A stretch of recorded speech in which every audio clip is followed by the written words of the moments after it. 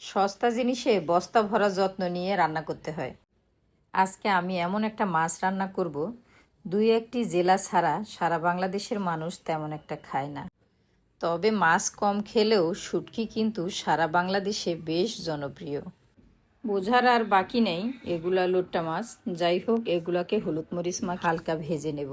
এই মাছ কিন্তু অন্য সব মাছের মতো নর্মালি মসমসে করে ভাজা যায় না। আমি হালকা ভেজে নিলাম শুধুমাত্র কাঁটাটা বের করে নেওয়ার জন্য। মাছটি অন্য একটি পাত্রে ঢেলে নিয়ে ওই ফ্রাইং প্যানে পেঁয়াজ হালকা বাদামি করে ভেজে স্বাদমতো লবণ, হলুদের গুঁড়া, লাল মরিচের গুঁড়া, জিরা গুঁড়া, ধনিয়া গুঁড়া ও আদা রসুনের পেস্ট ভালো করে কষিয়ে নিতে হবে। আমি এই মশলাগুলো 1 কাপ পরিমাণ পানি দিয়ে ভালো করে কষিয়ে নিব।